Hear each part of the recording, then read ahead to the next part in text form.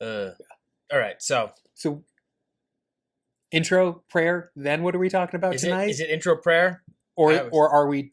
What are we talking about? Then intro, then prayer. Intro prayer. Then what are we talking about? Is it? Because normally, what has happened before? We start talking about the topic, and then we get too wrapped up into it, and then 5 minutes in, we're like, "Oh, well, welcome to Catholic Guardians." Okay.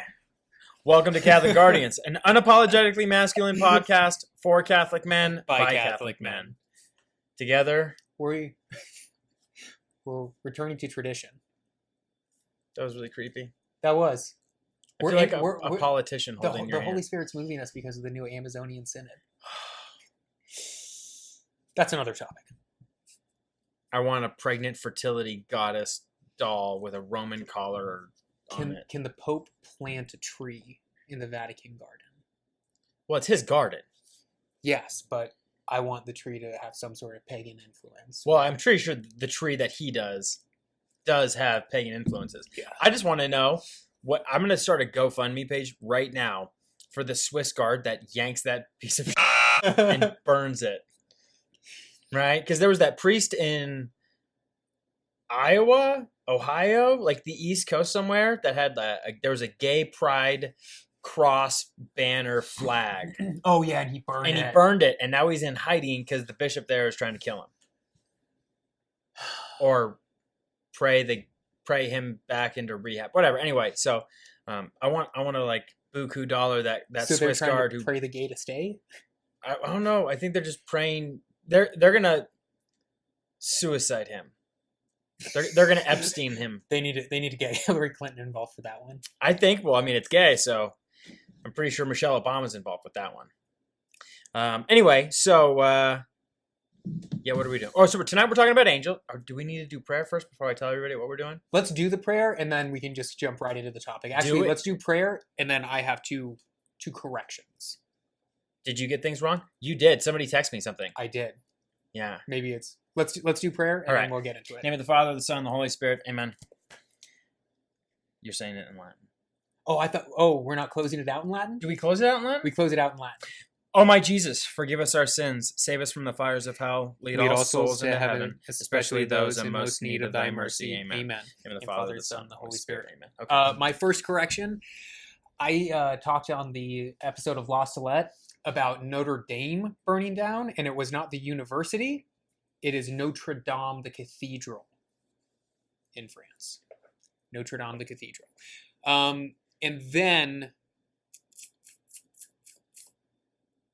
in the last episode, I also said that homosexuality is inherently sinful.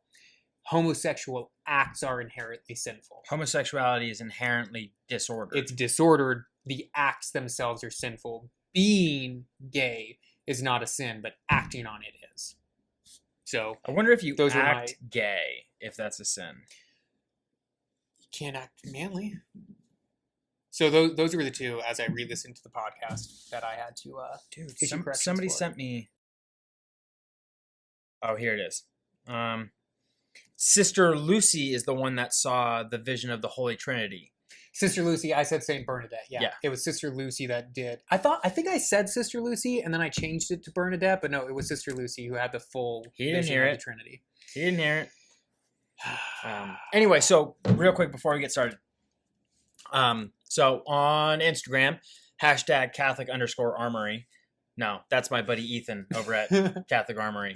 You should follow him too. He makes super cool rosaries. Beautiful rosaries. Our Instagram page is Catholic_Guardians. Everybody's so Catholic. This is so great. A really good friend of mine, Ethan, he runs this page called the Catholic Warrior. Mm-hmm. And they just hit 10,000 followers today. Wow. It's pretty impressive. The coolest thing is he started a second page called the Catholic Warrior Team, which we are a part of. And we do weekly posts on Friday. It's called Faithful Friday. And we post about anything faithful. Tomorrow's post, which will be like 3-4 days ago when everybody hears this. Yep. Is going to be about a huge group of Catholics that are reverting back to Friday fasting. Beautiful. And not just like fasting from meat, but like abstaining from meat, but like legit. legit fasting, like 1 meal, 2 snacks. This is what my goal is next Lenten season, is to do bread and water Wednesdays.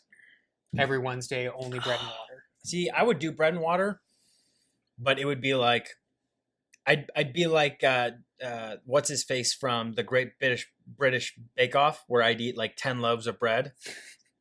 That's underproved. I gotta try it again. Underproved, overweight. So Catholic Warrior Team, the Catholic Warrior Team. I gotta make sure I do this one right, because I always confuse the one because I'm like super dyslexic. See, the problem is I already abstain from meat on Fridays, and I typically fast on Fridays as well, but not consciously. I just am working so hard on Fridays because I have to get through Friday, Saturday, Sunday, and Monday. The Catholic Warrior Team is the group that we're a part of, that we all post on. We post Faithful Fridays. So you should follow them. Follow them. And the Catholic Warrior just hit 10,000 followers. You should also follow them as well. That's so awesome. the 4 pages that you need to follow is Catholic_Armory. That's my buddy Ethan, who runs the Rosary Place. My buddy Ethan also runs a different Ethan. Runs the Catholic Warrior, which you should follow. 2 Ethans. The Catholic Warrior Team, which we're a part of. You should follow that one. And Catholic Guardians, us. So it's a lot of following. You love us. Some people, just a little bit. Other people want to give us thumbs down. Other people want to give us 1 stars, and then not even say anything about it. Tell us why. I swear, it's somebody who just doesn't understand stars. 1's the highest, because they're on like the 10 scale, where it's like 1's the best and 10's the worst. Yeah. Which is really funny, because when we talk about attractiveness, 1 is the worst and 10 is the best. Yeah. No, but there's typically on a scale of 1 to 10. 10 is like the worst something, or yeah. no, 10 is normally the best, unless it's like you're in a hospital and like, what's your pain scale? What's your pain scale? It's a 50-50 split. It really is. It's super weird. But I say like the attractiveness scale used to be a 5 scale. Yeah, but they didn't leave a written comment, so we don't know why. Because it could have been a 1 star. Hey guys, love the podcast, great ministry. You're out there doing the Spirit's work. And then it's like, well, then why'd you only give us 1 star? Why did you give us 1 star? But they're probably just like, they probably 1-starred us and we suicided them. So So today we are talking about angels. This was something that your wife wanted us to talk about. Yep. It's been something that I'm really interested in. This is the kind of stuff that really interests me about our faith, is just the not wonky, but the kind of just really the fact that this much material was thought up on a subject that isn't part of the articles of faith. Mm-hmm. Is so cool. Yeah, I think one of the really important things to note is that when we go over the choirs of angels, the ranks inside of those choirs, the order of them, their responsibilities, what they do, none of that is officially codified dogma. Yeah, you are not. I don't know. It's not official dogma. The fact that angels exist. Yes, but that they are classified. You are not required to believe anything about them. Yeah, it's not an article of faith. Yeah.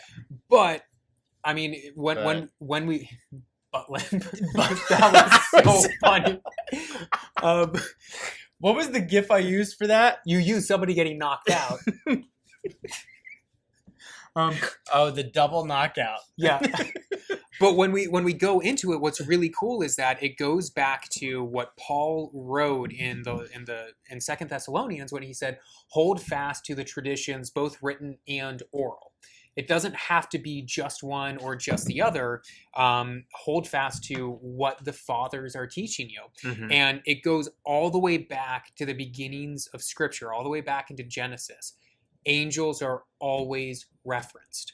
And so even though it's not an official dogma of the church, its basis for angels and for their ranks mm-hmm. and the choirs is established very early on in the scriptures. Yeah, like Old Testament.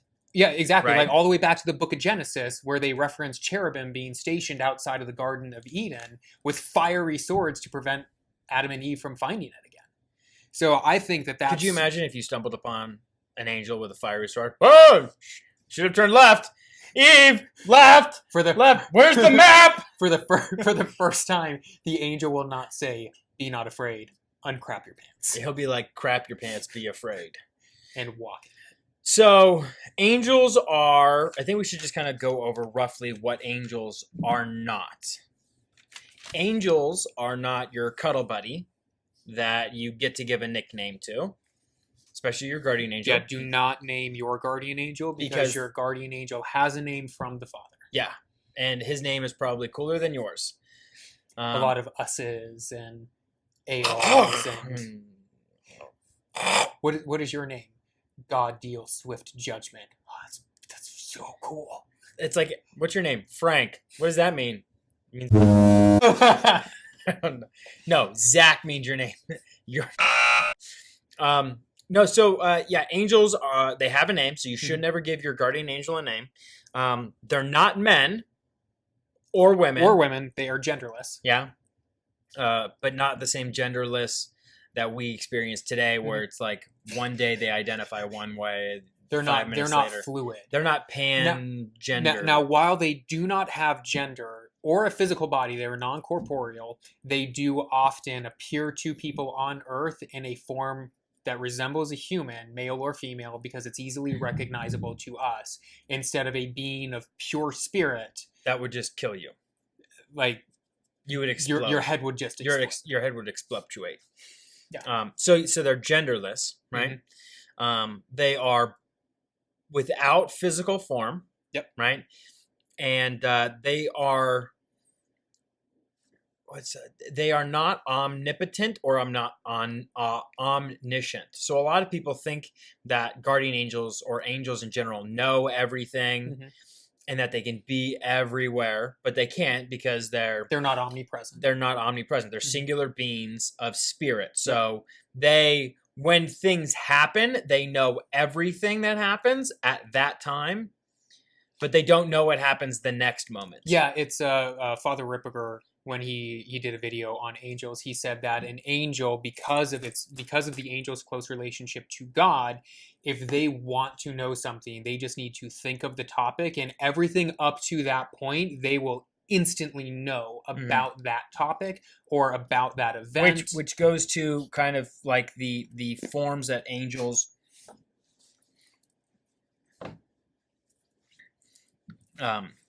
like how they communicate. Telepathically. Is they communicate through will. Right? So it's something along the lines of they just think about whatever it is. So like all of everything that's happened up until this moment is like a memory to an angel, right? It's just stored there. And then when they think about it, like that subject is like right up in their head. So it's like if I had to think about, school grade math, all of those memories about math and learning math were in my head. Today, when I was woodworking, I had to call up a formula to figure out a measurement.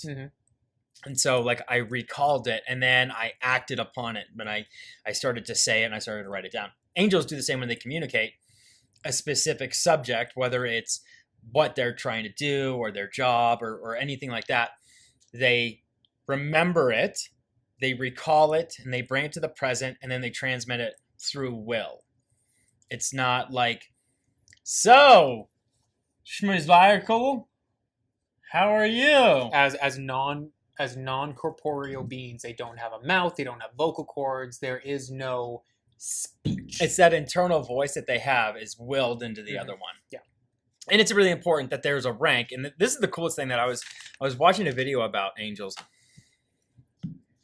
So you weren't in the military, so you don't quite, you get it because you're in a kind of a corporate environment, but there's something in the Marine Corps called request mast, right? So you don't go outside of your chain of command to report a problem, and you don't skip up the chain of command to report a problem. You go to your immediate superior. Unless your immediate superior is the problem, in which case you request mast, which kind of like you skip a level or two. So how do you do that? Do you go to them and say requesting? No. So it's either a document or you go to the other person and you request it. Okay. And you skip the turd nugget that you're trying to deal with. Angels are that would probably bring up a lot of questions. I request mast. Why? I'm not going to tell you. Ukraine. No, so angels deal in the same way. So angels don't skip ranks, right? So like a low-level angel doesn't go. So like an angel doesn't talk to a seraphim. They go all the way up the They don't go up the chain of command. They go up the corporate ladder. They go up the ladder to archangels. Archangels. Sorry, they don't go and then go. They go to me, or they go to this guy. This guy goes to this guy. This guy goes. Right, and so they've got, and the reason why is because they're separated into like 3 different classes of angel, and there's like an intermediary in all 3 of them. So the thrones is the intermediate between the top class and the middle class. In the middle class, the powers or the principalities, they're the intermediary in between their class, which is them and then the 2 above them, and then the lowest angels. And the principalities are the intermediaries between the low ones and then the high ones, right? Yep. So there's this really naturally, rightly ordered structure of angels, right? And the first 3 deal specifically with God-oriented tasks. Yes. The worship of God in 3 separate ways. The next 3 are, again, intermediaries in between the worship of God and the physical realm. Which they're effectively stewards of the cosmos. Yeah, and so the order of things within the universe. And the bounce between, right? So they're like great errand boys between the ground pounders of the earth angels and the cherubim, the seraphim, and the thrones, right? And then you've got the lowest class, which are the angels tasked with the day-to-day goings-on of humanity and the physical earth. Not just earth, but like the physical creation of God, right? So those are the 3. Yep. So there's 9 sets, and this is up for debate. Some people think there's 9. Some people think there's 7. Some people think there's 10. There's some disagreement on what the order is, what the names are, and especially when we get into the archangels, there's some big debate on what level the angels have, because some people have a hard time believing in the structure of angels, and that like a number 8 angel could take out a number 1 angel. But again, it goes back to the power that you have when you submit to God's will, and what God can accomplish through you if you submit, and what you lose when you no longer abide by the laws of God. Right? Yep. So who are the angels? This is coming from the Catechism. And this is a quote, and I love this quote from St. Augustine. And when we started doing the research, he's all good. It makes sense. St. Augustine says, "Angel is the name of their office, not of their nature." So by themselves, these beings of spirit are not angels. It's when they do the will of God, that's what makes them an angel. They are not an angel unto themselves. If you seek the name of their nature, it is spirit. If you seek the name of the office, it is angel. From what they are, spirit. From what they do, angel. With their whole beings, the angels are servants and messengers of God, because they always behold the face of my Father who is in heaven. They are the mighty ones who do his word, hearkening to the voice of his word. So purely spiritual beings. And I think it's really cool because, again, when you submit to the will of God, you are given something. And in this case, they're given the title of angel, even though it may come in a different form. So their title may be Seraphim, or their title may be Cherubim, but regardless, they're all angels when they do the will of God. Yes. And then when they lose that, they become not angels. Susan of the parish council. So do you want to just list out the 9? Do we want to go in descending order? Let's start with the heavy hitters, and then work our way down. Okay. Right. So you have the Seraphim. You have the Seraphim. The Seraphim are the closest. Oh, are we going to describe them and everything, or are we just going to go in order? I mean, why not? I got notes. I had way more notes, but the kids got to them, and I have lots. You have lots of notes. I have lots of notes. What I would like to do, so I say let's go over the ranks, effectively what they do, and then we go into the scriptural basis, because I love scripture stuff like that. Yeah. Okay. So highest. So you've got those. So I'll hit with what I have, okay, and then you can expand on that. Okay. So that way I don't sit here on camera for the next hour and go, yeah. My wife did say, "Oh, you've been talking a lot in these last podcasts," and I'm like, "I know, because I have so many notes." What does that mean? I was talking too much? Is that what you're saying? I'm not long-winded. Unless I've had too many eggs. Then I'm very long-winded. Okay, so the Seraphim, which in essence just kind of mean the burning ones, Yep. right? They are the angels that are closest to God, right? They're considered like angels of fire because they burn so passionately with love for God and with his love for them and their love for him. Yeah, one of the quotes that I have is, "Seraphim are the supreme choir and were made for one thing alone, to love the God of love." Yeah. And so that love, it's, you got the... Ah! No, I mean, Shoot you. because they're so, because like as the closest, they look upon the face of God constantly. Yeah, and don't die. And don't die. So how could you not just be completely in love Mm-hmm. and just have that joy all the time? And I mean, because that's what we always say. We talk about the fire of the Holy Spirit, and these angels literally are on fire. Yeah. Well, they're not, but Not literally. They On fire for God. We describe them as being on fire. Yeah. Seraphim, I like it. They have 6 wings. Yeah. 2 wings cover their face, 2 wings cover their feet, and the other 2 just kind of keep them afloat. Keep them up in the air. And Yeah. I like the ones that cover their feet because, I mean, covering the face is kind of like humble, like they're not worthy to look upon the face of God, right? But the feet one, it reminds me of the Old Testament when Moses goes to the burning bush and God's like, yo, Take off your take your sandals. shoes off. This is holy ground. You ain't getting in here with those shoes. Yo, no shirt, no shoes, no service. So they've got 6 wings, 2 on the face, 2 covering their feet, and they float around. Just whap, whap, Yep. whap. So, And as the closest, they have the most perfect knowledge of God, so they understand God in the best way that a being that is not God can comprehend God. Okay, so here's my question. And again, this is a theological discussion because you and I are Obamacare, full-time, part-time, amateur theologians. I wonder if Mary has a better understanding of God than an angel does because she birthed God. I would say no, because as a human and as a human who was assumed bodily into heaven, I would She's got more than they do. They don't have any bodies. I would make the assumption that she is still limited in certain human capacities. Okay. But is she fully... No. Because she is. She's fully human. She's fully human. She's fully human. So she is limited like all humans. Does she get extra powers now? Because she comes down and like stomps people around? Well, she's the mediatrix. She's the mediatrix okay, so she's of just graces, but she does not bestow. Yeah, she's got a conduit. Okay. Yeah. Golly. Yep. Okay, so the cherubim, they're kind of like the fullness of knowledge angel, and so seraphim love God. Cherubim are wise.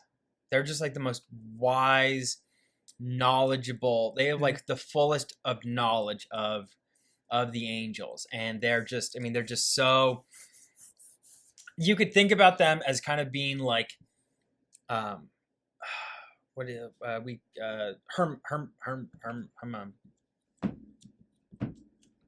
not a hermite. That's a termite. A hermit. A hermit. Right? How hermits go off and they just do contemplation on God. Yeah. Mm-hmm. That's what you would consider like a cherubim. Yep. Right? Like all they do is love God and contemplate the existence of God. And just like they're just like all they are is that kind of perpetual understanding and wisdom and thought of God. Yeah. One of the quotes that I have, cherubim have a deep intellectual knowledge of divine secrets and ultimate causes of things. Their name means all-knowing one. One of the things that I like as well is, in a lot of artistic depictions, they are the fat little chubby babies, which are super cute, but they're also the ones that God instructed Moses to have cast in gold and put on top of the Ark of the Covenant to protect it. And the cherubim are also the ones that I said earlier at the Garden of Eden. He posted cherubim outside, 4 cherubim, one to the north, to the south, to the east, and to the west. And then here's another one. Which makes sense because they're protecting the knowledge that Eden had, right? Because the Garden of Eden was perfect creation. Yeah, so in perfect union, and they're protecting that knowledge that humanity is no longer accessible to because of original sin. So even though they are depicted as little fat babies, they in actuality are extremely formidable. And well, I think all angels are formidable. All angels are formidable, but in the hierarchy, like God didn't task that to archangels. He put cherubim on top of the ark. He put cherubim outside of the garden, because while the Seraphim, when they appear to the prophet Isaiah, they're just speaking about God. They're the ones who say, holy, holy, holy. And then you have the cherubim who are like, well, we love God. We're going to protect God. We're going to do what we need to do in order to protect the one that we love most. Yeah, and then you get thrones, and they are, in essence, all about humility and steadfastness. Oh, one more thing about the cherubim. They are the angels that are depicted a lot on tabernacles, because they are there to protect because the tabernacle is the ark. Exactly. And the ark had cherubim on top. Because they are there to protect. Which is just a counterpoint that you guys want to make to your proddy friends who say that we worship idols and that statues of angels are idols. God asked for them, so. He sure does. Pound sand. Yeah, so thrones, they're all about humility and steadfastness, right? They're just kind of, they're not like anchors in the ocean, but they're just in perpetual humility and steadfastness for God. If that makes any sense. Does that make sense? Yeah. Okay. They symbolize the divine justice. So they are. Ooh, I like that. Yeah.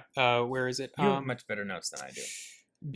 So their name suggests that they are beings raised up to form the seat of God's authority and his mercy. So they manifest the glory and the mercy of a benevolent king. And so as a result, they are concerned with divine judgment, because they are concerned about what's right and what's wrong, and doling out rewards to the just and punishments to the unjust. But only God can judge me. Only Jesus can judge me. Judge not, lest ye be judged. All right, then we go into the next one. I like to call them dominions as opposed to... I like the other name, dominations. That's pretty BA. I like dominion. Just it sounds cooler, right? So in essence, dominions, they're kind of like the team leader of the second class of angels. All right, so they have authority over dominions, virtues, and powers, right? They take, in essence, they're like the middle management of the angelic hierarchy, right? They delegate in between God. So they receive orders, and then their job is to pick the class of angel best suited for the task at hand. And then they go, all right, Joe. Yeah, we need fire rain down on Gomorrah over there, okay? Give this to the archangels. Give this to the principalities. Right? Give this to the virtues. But that's really their job, is to delegate tasks from God, and then they kind of have this role of governing almost everything in the physical realm, in all of creation. They are the great and universal stewards.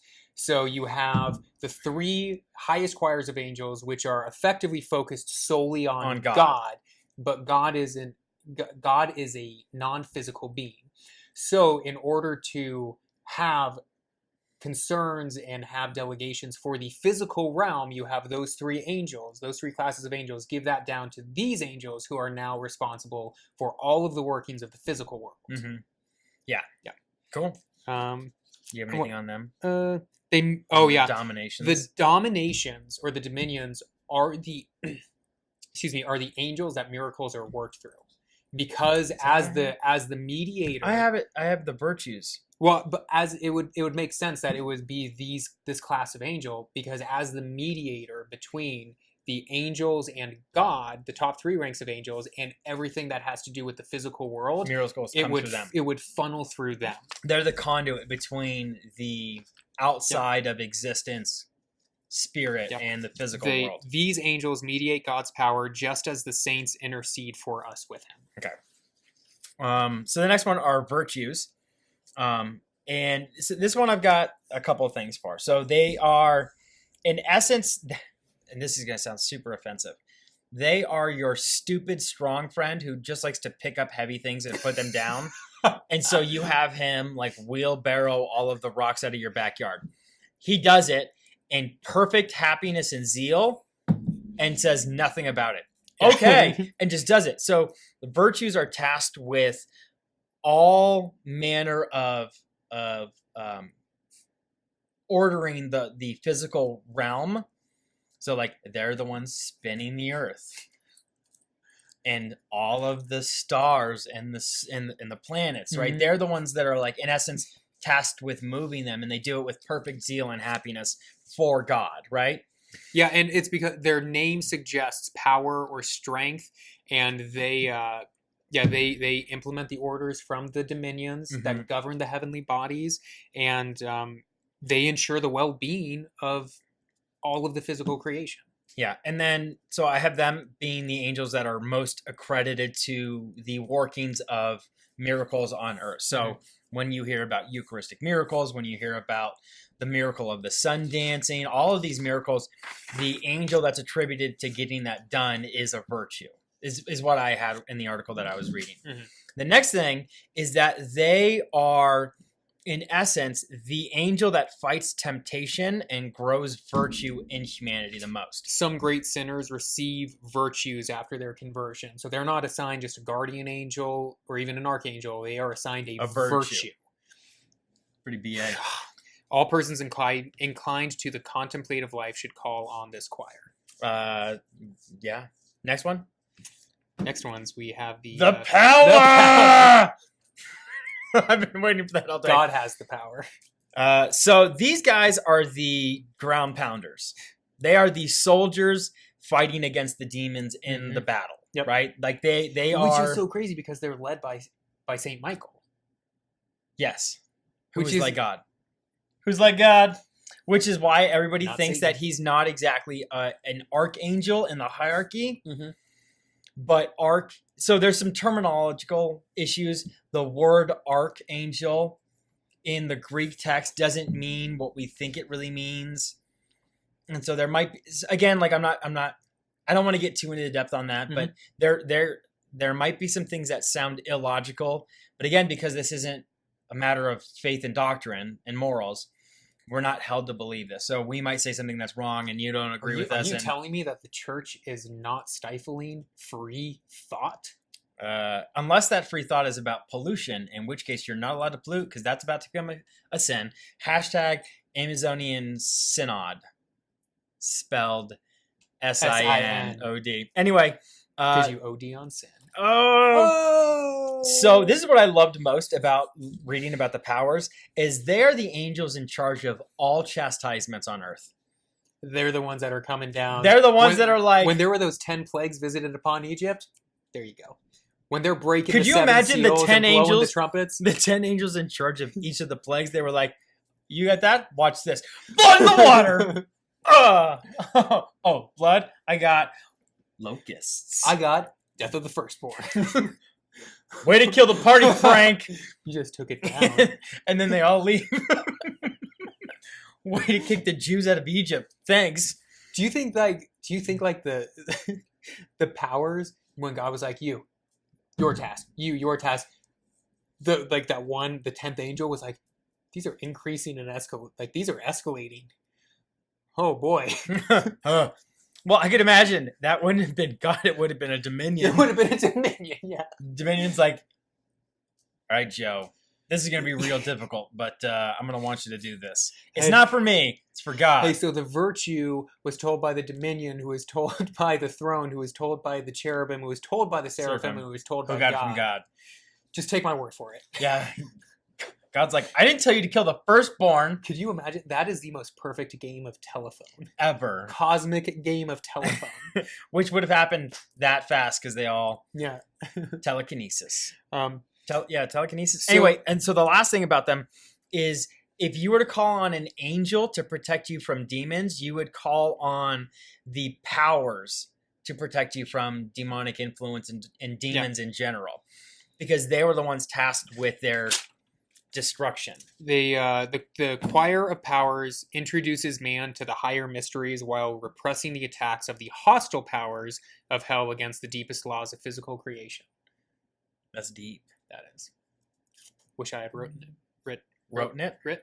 I'm glad you didn't wrote it.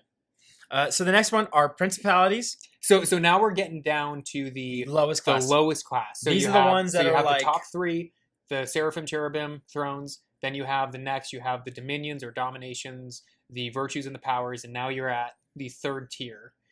Yeah, and what I like is that if you could imagine it in like number, as we get lower, the number increases simply out of a logistical necessity. For the archangels. Really, you think there's more archangels than angels? Well, there's no. Because there's enough angels for every single person who's ever been conceived. Yeah, but there are all only, of existence. We'll get to it. But there are a set number of archangels. There have to be more Seraphim and Cherubim, but it's because. So think about it like an arrowhead that has the notch in it for the cat intestine, right? That's really good. I'll write that down. It's like an arrowhead. Okay, so the principalities. Hold on, I gotta write this down. Arrowhead. I'm going to read this tomorrow morning and be like, what does that mean? So they are in charge of commanding the lower level of angels. And what I like about this is they're like the political angel. They are. That's a good way to put it, because they are in charge of all of the earthly principalities. So nations, states, governmental powers. They're in charge. Cities. They're the ones working. They're the CIA of angels. They're the ones that do like the nation building. Yeah, which is kind of cool because uprising. when we going back to the Fatima episode, when Sister Lucy and the other two children were visited by the angel identified themselves as the guardian angel of Portugal. Mm-hmm. So you could imagine that they were visited by a principality or an archangel. One of the two, yeah. Or no, I'm sorry, either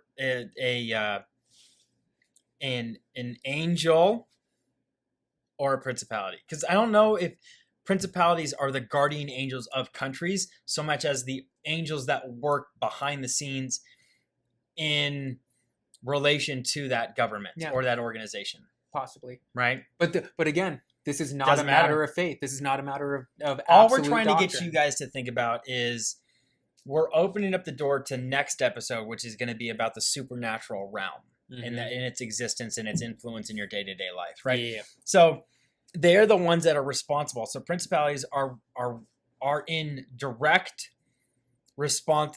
They are directly responsible for the shifting of power in an earthly realm. And also, one of the notes that I had is that, and it kind of makes sense, because as the more political minded, for lack of a better term, this is, in my research, one of the classes of angels that was specifically called out for having members fall away from during the Great Fall. Like, it had the most angels fall away from it. Because they're so politically minded, because they're caring so much for what goes on between nations on earth, between the earthly governments. There's the most room for compromise and infiltration. Mm-hmm.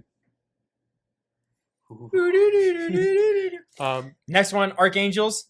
Bam. There's 7 archangels. We've done this a couple times. There's 4 of them that we have names for, 3 that we're sure of, 1 that we're not, and the other 3 that we're in the Roman Rite. 3 that we have names for. There's a 4th that's in it's in an apocryphal. And now there are some, like in the Eastern Orthodox, they have names for all of them, but the Roman Catholic Rite really only recognizes the names of 3 archangels specifically from the Bible, specifically from the what's the word I'm looking for? The gospel? The approved, the canon Bible, not the canon Bible, the canon from the canonical scriptures? The canonical scriptures. The Catholic canonical. Not the Saint or the King James. Because Maccabees. We don't need this chapter. First and second Maccabees. Oh boy, we really don't like that book of Tobit. Or James. So archangels, there's 7 of them. We have 3: Raphael, Gabriel, and Michael. Michael, which just means who is like God. Yep. And then you have Uriel, which is the other named one that is in the, not a Deuterocanonical, but in a apocryphal gospel. Yep. And then the other 3 that we don't really know about. Archangels, in essence, if anybody's ever been in the military, I'm going to use another military terminology here. You have privates, and then you've got private first class, which is just a less turdy version of a private. And it's not to degrade angels and archangels. It's just a low class. Like it's just a little bit. They're just a little bit more important, not vastly more important. They are receiving the marching orders instead of giving them. Yeah, they receive marching orders, and they're like there's no thinking. There's no grand scheme. It's kind of like, you see that mountain? See that trail on the left side of the mountain? That's where you're going to run. Okay. How fast? As fast as you can. Got it. Should I get my flaming sword? Not yet. Not yet. Okay. Okay. All right. He's got the sword. Whatever. All right. God wills it. But so the reason that it's important that in tradition there are 7 archangels, is it ties directly to, you have the 7 gifts and the 7 fruits of the Holy Spirit. You have the 7 sacraments. So 7 is a holy number in Catholicism, and so is 3, which is why we have 3 classes of angels, with 3 angels within each class. But so you have 7 archangels, 7 sacraments. Saint Michael, who is the prince of the heavenly host, and the only one who's actually called archangel in the scriptures. And he's only called it once. Yeah. And then you have Saint Gabriel, who is effectively the main messenger of God. Yeah, he is like the go-to conduit of knowledge. Yeah. Messenger of the incarnation. And then you have Saint Raphael, who's the angel of healing and of medicine, which we've just finished up a Saint Raphael novena. It's freaking beautiful.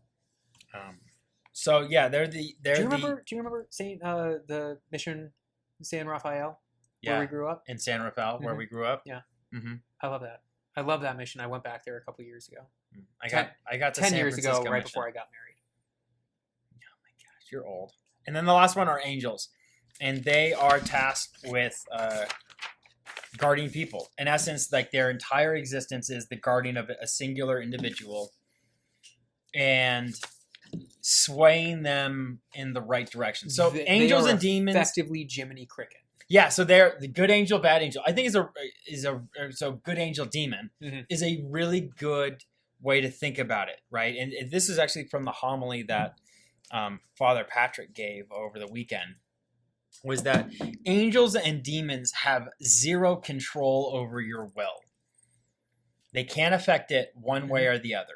All they can do is be an influence on you. Yeah, they can't hijack your body, your mind, and make you do the right thing. All they can do is whisper in your ear, "Don't do that." Why are you doing that? No. Put it down. Put it down. Put it out. No. So, and this is something that we were talking about. There are guardian angels of people. There are guardian angels of families. And this is all from Father Ripperger. And I think he's got a really beautiful video on Sanctus Fidelius.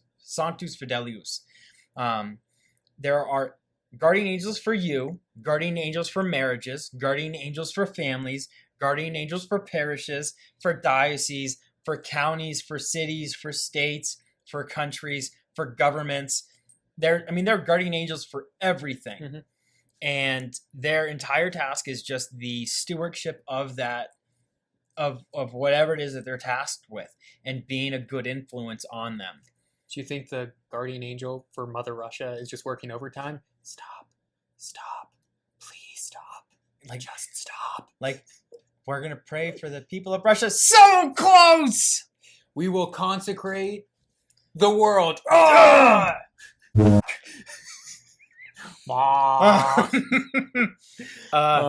this is the other thing. So this is again from Father Ripperger. This is what I love. You can talk to your guardian angel about talking to other people's guardian angels. So this is the one thing that I do a lot, right? So we talked about this in a couple episodes ago. No, actually not. I don't know. I think we did it in a live stream a long time ago, but we were talking about how when people reach out to us, we respond to everything, right? And I did a live stream not too long ago with my buddy Daniel over at Trad Catman, and we were talking about pornography, right? And I said, if people ever need help, if they ever need an accountability partner, or they ever need somebody to talk to reach out to us, and that we would help them however we can. Yeah. And whenever I get a young man or a young woman reach out to us about their addiction to pornography, and they ask me to pray for them, I don't pray to God for them. I don't say, Father, help out, so-and-so. What I do is I speak to my guardian angel, and I ask my guardian angel to intercede to their guardian angel for them. So instead of saying, God, give them the strength to do this, I say, guardian angel, will you speak to their guardian angel and help sway them and intercede for them? The closest conduit that they have to God. Because so there's the law of subsidiarity, right? Like instead of me going all the way to God to get to this person, I'll go up one, over one, down one to get that line correct, right? Instead of it being, I'm skipping all of the ranks, I'm going to the nearest angel whose job is tasked with my day-to-day operations. And I say, hey, I need you to intercede for this person through their guardian angel. So all it needs to happen is I talk to my guardian angel and I ask for intercession for that person, right? And they think it, that guardian angel gets it, and then they deal with, however the conduit of power works in between intercessing for their steward and God, right? So that I thought that was really interesting that you could, instead of, and this isn't like you should do this more than the other thing, is it made more sense to me from a logical perspective. If I'm trying to pray for somebody, instead of going to the Father and saying, hey, could you give them whatever it is that they need, I'm going to the guardian angel whose job is tasked with that person.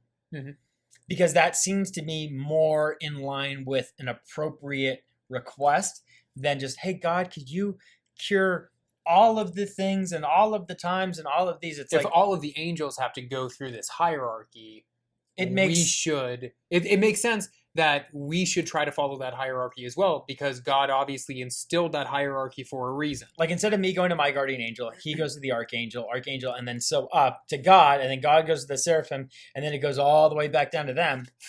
Instead of it being this big triangle, it's up, over, down, up, down. It's significantly faster. Not like angels have, like a loading time. Everything's instantaneous. Yeah. But the order of the order of operations seems more logical and more fruitful doing it that way. And again, going back to the law of subsidiarity, those closest to you are better tasked at doing things than those further away from you. So I think it makes more sense. Yep. So angels and guardian angels, they are sent out on missions from God. For whom the guardian angel is chosen. They are most beloved because God himself, through the hierarchy of angels, places them individually to us, to our families, to the parishes, to the dioceses. So they are placed specifically for the protection of this particular soul or this particular family. Because this is really important. Each individual angel is its own species of angel. Right? So it's not like all of the archangels are carbon copies of each other. Each archangel, each angel, each principality, each whatever, they're all an individually, completely unique and differently created spirit. And because of that, each one is different than the other. And so there are obviously, and I don't know how it would work out because I don't get it, but I'm sure that there are angels that are better suited to deal with people like you than there are angels who would deal with me, which is why your guardian angel is not mine. Yeah. Because we do things different. Yeah. Hashtag unique. And one of the things that, because we had postulated this question on one of the last podcasts, what if your guardian angel was one of the angels that said no, or that had fallen? That had fallen away from God. And Father Ripperger talked about it in that was one of the signs that they were going to fall when when the order came down, you are a guardian angel for this purpose, the angel said no. Mm-hmm.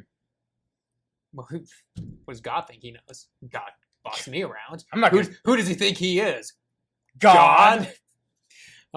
So the final class of angels, they defend us from harm and temptation. They warn us from impending evil and inspire us to remain faithful to God in prayer. So even though they're the lowest class of angel, they have the most interaction with his creation. So his most beloved creation. So you have to imagine that even though they're the lowest class of angel, they are some of the most beloved because of their intimate interactions with us on Earth. I think that's it. I think that's all the notes that I have on the choirs. So I think it's important. There are a couple angels that are worth mentioning. Lucifer, who was an angel, his name literally means the light bearer. The light bearer. He's considered either, again, there's two schools of thought. He's either considered a cherubim or a seraphim, right? Regardless, he was the first created and the most powerful of all angels. He is, and this is what a lot of people think. They think that because he's considered to be this anti-force of God, that he's of equal power to God, right? And I think it's important. Christopher West talks about this. The devil doesn't have his own clay. And that's why you need to ward your eyes of illicit thoughts and things that you've seen. Because once you have a vision of something, demons can work with that material. But they cannot manifest it themselves. They can't. So like if you've never viewed pornography, a demon can't create a pornographic image in your head. Yeah. Right? So, my gosh, I just cut myself. I'm bleeding everywhere. Oh no, flashbacks. PTSD. Demons can't force you to do anything, right? They can possess you, but from every exorcist ever, the level of demonic possession is like infinitesimally super small. Infinitesimally. Thank you. Very small, right? Usually it's demonic, like nudging. It's not oppression. It's not what everybody thinks of colloquially with like The Exorcist with Reagan lifting up from the bed and spitting pea green soup everywhere and head turning around. It's not like that. It's not like that. But what Father Ripperger says when it comes to Lucifer and when it comes to demons and demonic possession, they are only able to do what God allows them to do. Yeah. So as powerful as they are still only second fiddle. Yeah. And they're so much more power. They are beings of unfathomable power compared to us as flesh and blood humans. But then that just makes you, if they are still subject to the authority and the power of God, I cannot even comprehend how powerful and majestic God must be. And how important we are. And that's the cool thing, right? Like an angel has to submit to the will of God. Mm-hmm. Has to. They have to, right? Even if they don't want to. Even if they don't want to. Right? They can turn their back. They can kick and scream. But at the end of the day, their power is only as much as God allows them. And we are not the same, right? Because if a priest came up to you and said, in the name of Jesus Christ, I command you to go to church, you'd be like, yeah, that's cool, Father. I'm going to go. It's a good one there, Padre. It's a hard pass. Are you going to get more juice? I am. Man, that juice is so good. So Lucifer is the bad angel, right?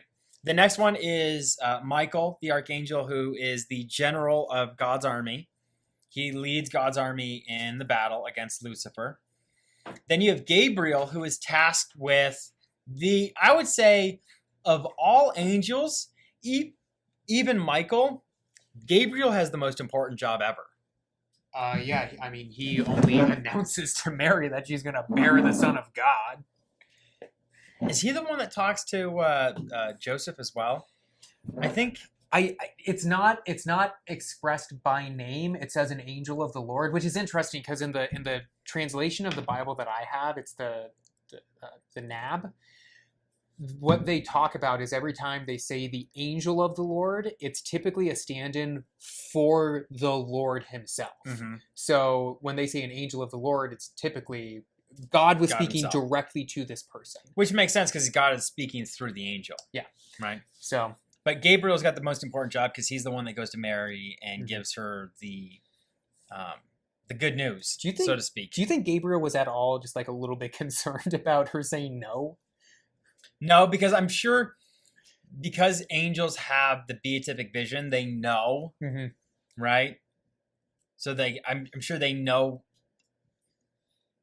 I don't think they're concerned with it. In fact, I don't think they know because they don't know. They don't know forward in time, right? Yeah. But then again, they see time differently. But I think they just don't care because that's not their concern. Is it that they don't care, or that the angels that remained faithful after the fall just so implicitly trust in God's will? It's not that they're apathetic to it, but they just have the level of trust that we don't.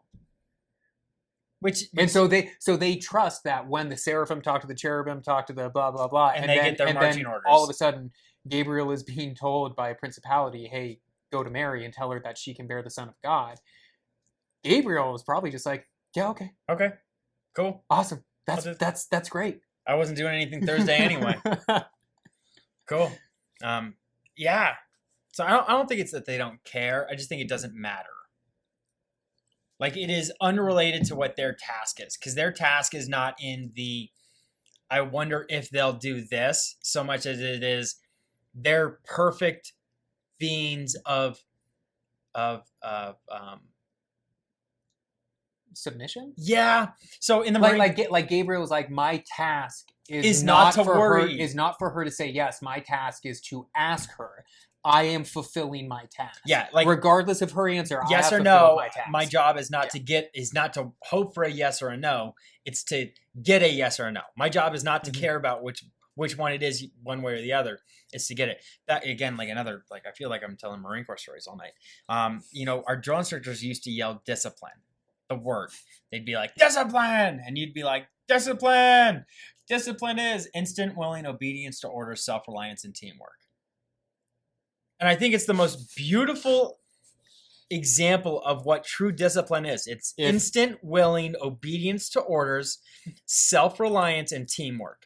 If your wife yells at you at 3 a.m, are you going to jump out of bed and say that? No. Because if my wife yells at me at 3 a.m, I might actually shoot at something. What? Yeah, my wife doesn't yell at me at 3 a.m. She waits till 6 a.m. and the kids are being turds, and she's like, babe, high five, you're in. And I just look at the kids and I yell, and then they all run back to their rooms and shut the door, and I go back to drinking coffee or sleeping or whatever it is I'm doing. So that was the angels, right? And I think it's important because a lot of people don't really understand the hierarchy of angels. Not like it's all that important to our day-to-day lives in the Catholic faith.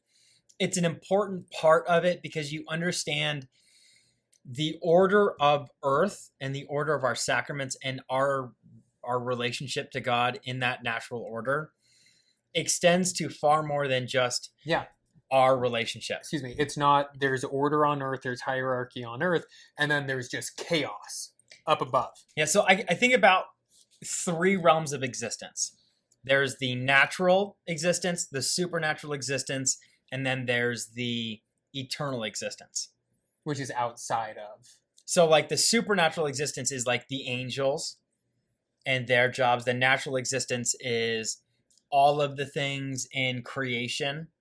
And then there's the eternal, which is God, right? And I think it's important that there are angels whose task is to only exist in the eternal realm. Then there are angels who exist only in the supernatural realm. And then there are angels that exist in the natural realm. And there is always, as there always has been, moments where the natural world and the eternal world touch. Yep. Right? The supernatural world and the natural world are almost always bumping uglies, so to speak.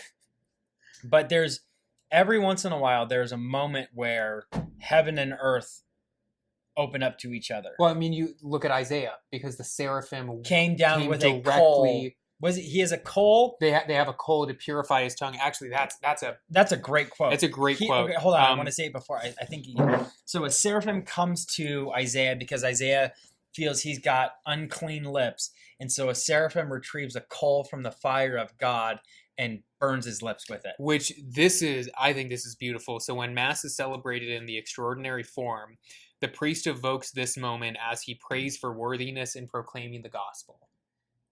I don't recognize that in the NO, but in the Latin Mass, the priest is literally asking for their tongue to be purified so that they can be worthy to speak the words. I think that's beautiful. Unless it's one of the quiet prayers in the NO. Well, no, I know all of the prayers. Well, you were a sacristan for. I know, but you remember Father Healy? Mm-hmm. Of course, yeah. He used to like bend over to say the prayer right in front of the microphone, so all of those whisper prayers used to be proclaimed to everybody. So I think there is a prayer that they ask for purification. I don't know if it's as explicit or as beautiful as it is in the extraordinary form. Yeah. Because they're extraordinary. Did I ever tell you Catholic pickup lines? We were there. That was the Instagram live that we did. Oh, man. So good. Your form is extraordinary. Hey, girl. Boom! You worked out? Your form is extraordinary. Hey, girl, I just got done with the book of Numbers. I didn't see yours there. You fix that. So that's the angels, right? Mm-hmm. Super cool. Again, it's not a matter of the doctrine of the faith. Nope. So you don't have to believe what we just said. You don't. But You should. I'll get to it. But you should, because I'll go over this fairly quickly. Okay. Angels. There are over 200 references in the scriptures to angels. Old Testament, you have it in Genesis, Deuteronomy, Judges, Maccabees, Isaiah, Zechariah. New Testament, Gospels of Matthew, Mark, Luke, and John. You have it in Romans. You have it in 1st and 2nd Corinthians, Galatians. So effectively all of... Is it in Revelation? Once or twice. But so effectively, angels, just that class of angel, is referenced over 200 times in the Gospels. Then when you get to archangels, you have it in First Thessalonians. For the Lord himself will descend from heaven with a cry of command, with the archangel's call. Michael is directly referenced in Daniel, in Jude, in the book of Revelations. Gabriel, also in Daniel, Gospels of Luke. Raphael, kind of a key player in the book of Tobit. Kind of important for leading young Tobiah. Principalities, you have it in Romans, in Ephesians, in Colossians. Powers, again, Ephesians, 1 Peter. Virtues, Ephesians, 1 Peter. Dominions, Ephesians and Colossians. Thrones, in the letter to the Colossians. Cherubim, Genesis. When he expelled the man, he settled him east of the Garden of Eden. He stationed a cherubim with a fiery revolving sword to guard the way to the tree of life. A revolving fiery sword. What does revolving mean? I don't know. I don't want to know. I don't want to know. Psalms, Isaiah, Ezekiel, Daniel, Exodus, and then the Seraphim in Isaiah and Ezekiel and Numbers and in Genesis. And so in Genesis and Revelations, Satan is suggested to be a seraphim because he's referred to as a seraph serpent. Mm-hmm. So, but again, going back to what St. Peter wrote, hold fast to the traditions, both oral and written. Mm-hmm. So we have written tradition, and then we have oral tradition as well, of the existence of angels and the existence of a hierarchy. And it comes to us in private revelation from the saints and from the church fathers. Yeah, I mean, and just some of the quotes from the saints. St. John Chrysostom, when Mass is being celebrated, the sanctuary is filled with countless angels who adore the divine victim immolated on the altar. Not yet a saint, G.K. Chesterton, this is my favorite. Angels can fly because they take themselves lightly. Ah! My wife wants me to make that into a board for the kids. But could you imagine, like, because they are aware of themselves mm-hmm. and of their power and of their majesty in themselves.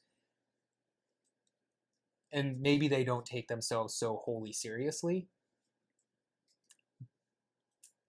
Maybe some of them do. Does this sword make my butt look big? Make yourself familiar with the angels and behold them frequently in spirit. Without being seen, they are present for you. St. Francis de Sales. Do you have the Maximilian Kolbe quote? I do not. It was this is a great one. St. Augustine. It was pride that changed angels into devils. It is humility that makes men as angels. How happy is that guardian angel who accompanies a soul to Mass, St. John Vianney. This is actually Pope St. Pius X. If the angels could envy, they would envy us for Holy Communion. Yeah, that's Maximilian Kolbe. This one says Pope St. Pius X. But He probably stole it from him. So, but so again, hold fast to the oral and written tradition. Okay, everywhere. we have saints, and not saints. Excuse me, in the case of G.K. Chesterton, but people relatively modern in the church's history talking about the existence and the reality and just how bad angels are. They are pretty BA. Yeah. I don't have a revolving flaming sword. You don't even have a flaming sword. Do you have a sword? Yeah, I do actually. I have a couple. I have a gladiator sword that I got for Christmas a couple years ago. I have a handful of swords at the school and at the house. So I think like the last thing I want to say is that the St. Michael's chaplet, if you pray it daily, St. Michael, being the general of the army of God, will command an angel from each class to escort you to receive Holy Communion. It's pretty BA. You have a seraphim walking behind you? Well, floating. And a cherubim? Mm-hmm. It'd be kind of weird to have a seraphim floating behind you. Sword? I don't know. Like, what if the seraphim can't see where he's going and he starts knocking over people? Oh, one thing that I did remember, St. Padre Pio reported that he could see his guardian angel. Yes. There are a couple saints and he was so young at the time, it was just so normal. And then he got to a certain age where he realized that other people could not see theirs. Yeah. Man. What's up? Can you believe these guys? Like, what is it? You can't see them? Maybe because St. Padre Pio could see his angel, he could communicate with them, and that's how he knew when people were withholding their sins. Because that person's guardian angel was talking to his guardian angel, and he's like, they're lying. You gotta grill them. They're lying. Ask him about this. What about Thursday? That's a lie. It wasn't a dozen times. It was more like 1,000. No, that's a lie. That's a lie. What about this? So that concludes Angels. Ba-bang. Yeah. So we're going to do another episode on the reality of the supernatural world. And then I don't know what we're doing. Oh, I do know what we're doing. We're doing our first episode of Devil's Advocate, where you and I debate a theological Catholic concept that you and I disagree on. Sometimes we don't even need to disagree. One of us just has to argue, take the con side or the pro side, which is pretty easy because we like to argue about everything. Pretty much. Yeah. Even if we both agree with it, we'll argue against it. Why are we fighting? I don't know. I just like swearing and yelling. All right, so let's end in prayer, and I got to refill my drink for this next episode. All right, let's try not to screw this up because I just finished learning the Pater Noster. That's not even say it. What? I'm just kidding. Okay. No pressure, but this is going on the internet. Well, the Glory Be went on the internet too, and I think I screwed that one up. But no, you didn't. You listened to it. You're good. In nomine Patris et Filii et Spiritus Sancti. Pater Noster, qui es in celis, sanctificetur nomen tuum, adveniat regnum tuum, fiat voluntas tua, sicut in cielo et in terra. Panem nostrum quotidianum da nobis hodie, et dimite nobis debita nostra, sicut et nos dimittimus debitorios nostris, et ne nos inducas in tentationem, sed libera nos a malo. Amen. In nomine Patris et Filii et Spiritus Sancti. Amen. Crushed it. All right. www.catholicguardians.com. Be manly. What else is there? Yeah. What else is there? That's what else is there. Instagram, Catholic_Guardians. Email info@catholicguardians.com. We are on all 4 podcast platforms. The 4 main ones. The 4 main ones. Stitcher, Spotify, Google Play, and Apple Podcast. If you do listen to us on a podcast, please give us a 5-star review. Seriously, please. Okay, so this is a legitimate or a written review. If you don't give us a 5-star review, even if you give us a 5-star review, just write it out. Write something. We're also on YouTube, which is just Catholic Guardians. Like the video, give us a thumbs up, hit the bell for notifications, and subscribe to the channel. Other than that, at www.catholicguardians.com, we've got some big news coming up. We've got 2 more products coming to the store, which are very cool. So aside from the Memento Mori Rosary, which might be getting added with a new color, I'm gonna show you here in a minute. It's pretty legit. We have the St. Michael's Chaplet, which I wear daily because it's pretty awesome. The St. Michael's Chaplet, which is available in 2 wicked cool colors. We are going to add in the next week a nightstand holder for your phone, your keys, your all of your stuff that you usually put on your nightstand.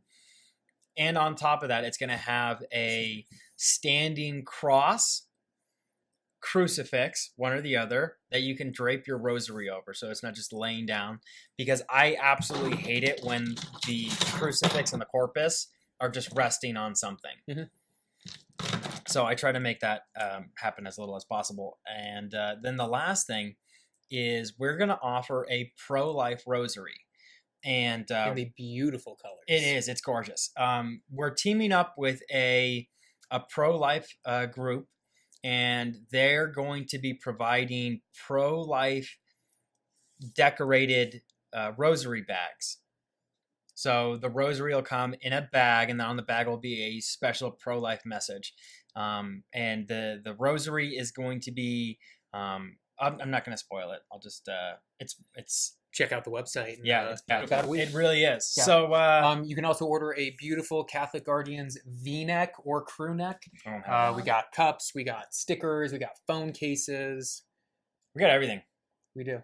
We're going to be coming out with a jacket here because it's getting a little bit chilly. A little chilly. Chilly outside. It's chilly inside. Chilly inside. It's a regular chilly vest. So, yeah, that's it. God bless. Have a good night.